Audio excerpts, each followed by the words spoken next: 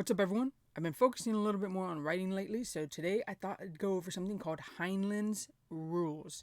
Now, Robert Heinlein was a very prolific writer through the, I don't know what some people might call the golden age of sci-fi writing. He is the author of Starship Troopers, as well as a whole number of other novels, short stories, all kinds of things like that. And he has this little thing called Heinlein's rules. Well, he didn't really call it Heinlein's rules. I guess he did, maybe. We'll cover that in what the video is about today. But basically, it's about writing your stuff, getting your stuff out there, and moving on. A lot of people in today's literary world like to think that you have to write something and then go over it and over it and over it and over and over and over and over and over. You get the picture. You have to go over it so many times, and you have to let it sit in a drawer for 6 months to a year and then come back and re-edit it.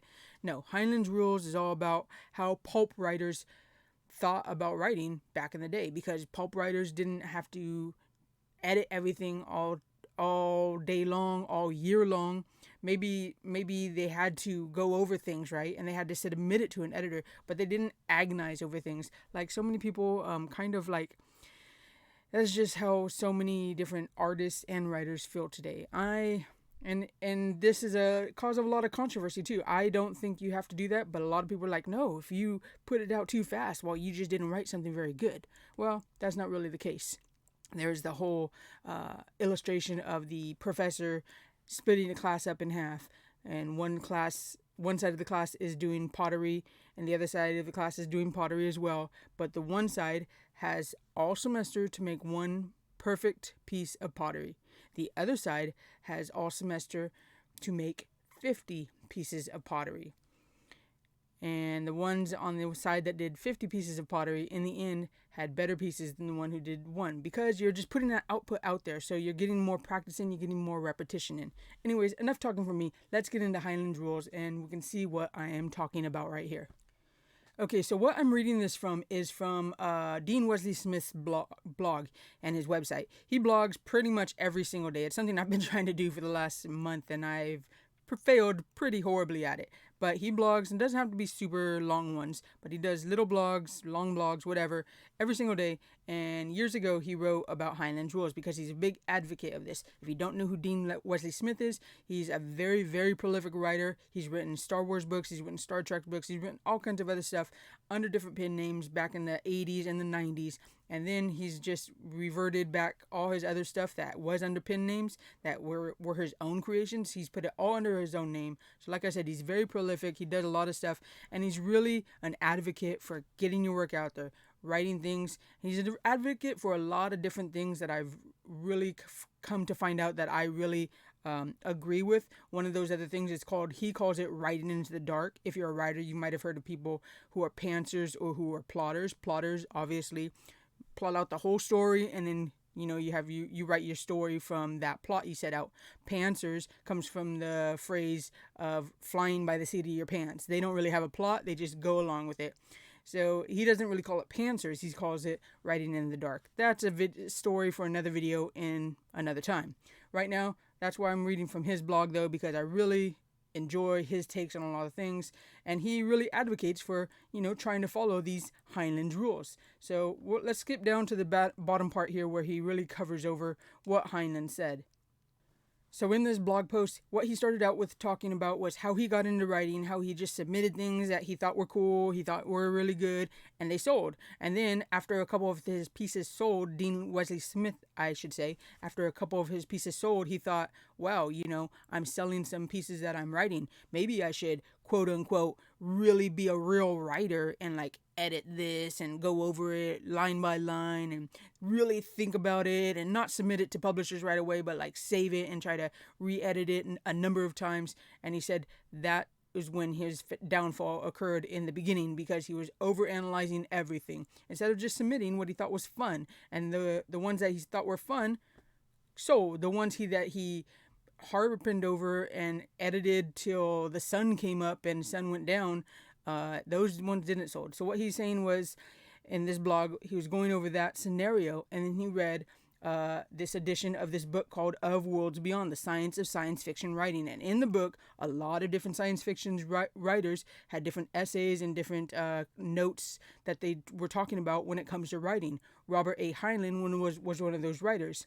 And at the end of this essay that Robert A. Heinlein wrote, Heinlein wrote, I'm told that these articles are supposed to be some use to the reader.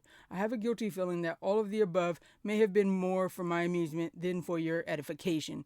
In this quote here, I've read the PDF of his whole essay, and in this, what he's saying right here was he already went through a whole list of other things about, I think it was going over 3 different kind of plots that are essentially what all stories have in common. So that's what he was kind of referring to there. He goes on to say, therefore, I shall chuck a bonus group of practical, tested rules which, if followed meticulously, will prove rewarding to any writer. Then, in one paragraph of lists, he says these are the business habits. 1. You must write. 2. You must finish what you write. 3. You must refrain from rewriting except to editorial order. 4. You must put it on the market. 5. You must keep it on the market until sold. The above 5 rules really have more to do with how to write speculative fiction than anything said above them. But they are amazingly hard to follow, which is why there are so few professional writers and so many aspirants, and which is why I am not afraid to give away the racket. So here in this very short list of 5 bullet points that Heinlein says you must do, and if you follow these steps meticulously, they will be proven rewarding for any writer. So they're like kind of like the golden ticket to success as a writer, as it were. And after he gives those lists, he says these are very hard to follow, though. What does Dean Wesley Smith say about this? Why is it so hard to follow? Why is the first rule you must write, and these are so hard to follow? Well, let's see what Wesley Smith has to say. In the blog, he says, why is so difficult? The reason these rules are so hard is that they fly in the face solidly of what every English teacher on the planet teaches and has taught from even before Heinlein wrote the rules. But remember, English teachers are there to do almost the impossible job of helping students gather knowledge about the language. They are not, he puts this in bold letters, they are not there to help a student become a professional fiction writer. So these simple 5 business rules smash right into all that learning and teaching that we had as regular English students. Pretty interesting, right? He goes on to say, and with the modern world of computers, rewriting is easy, much easier, let me tell you, than it was on a typewriter. So not even doing that is even more difficult. This is a part that really irks people, though, and Dean Wesley Smith really points out in this blog post, which might I add, this blog post is the introduction to his book that he wrote about Heinlein's rules. He says, also, these 5 rules smash into so many writing myths. It will take most of this book just to detail out how each rule will cause many people to be uncomfortable or even angry. If one of these rules makes you angry, you need to check in with yourself. Your critical voice is really, really having issues and trying to stop you. Dean Wesley Smith talks about the critical voice. That's the one that keeps people from writing. That's the one that says either they're not good at writing or they don't have a good idea or the idea's been done to death. The critical writing voice is also the one that says once you've written a paragraph, once you've written a chapter, well, now you have to go back over it and you have to think, oh, does this make sense? Does this make sense? And not in the sense in the way that, typical sense, like, oh, point A to point B. Oh no, does this make sense to the reader? What will the reader think of this? What will the reader think of that? You're going over and over and over. That's the critical voice in you. You have to get rid of that. You have to get rid of those voices and just follow Heinlein's rules, which start with you must write.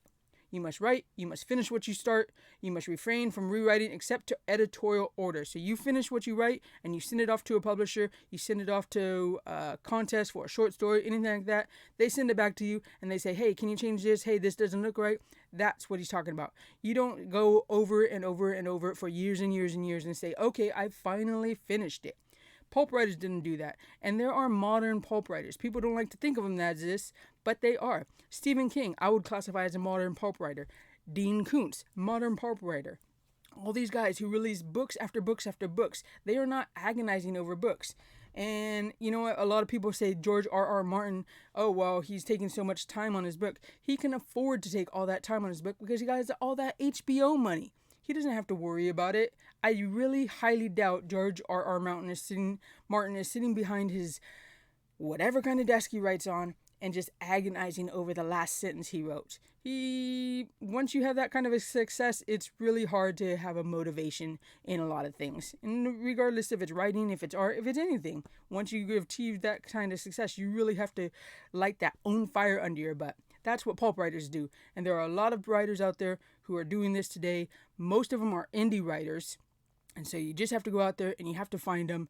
They're out there, and that's the kind of writer I'm trying to be. I do find this interesting on a personal level because you got to get your work out there, man. You just got to get your work out there. And you know what? People want to... I have another idea for a video that I've recently blogged about called Being a Hack Writer. People want to poo-poo on, oh, that guy's just a hack writer. He just crap stuff out. Well, if you crap a lot of stuff out and you have a lot of readers, is it really crap? If you have a lot of readers who want to read what you're writing next, is it really crap? No. Someone's just being mad because you're getting more books out than them. Anyways, hit the like, hit the follow. Thanks for watching, and I'll see you in the next video.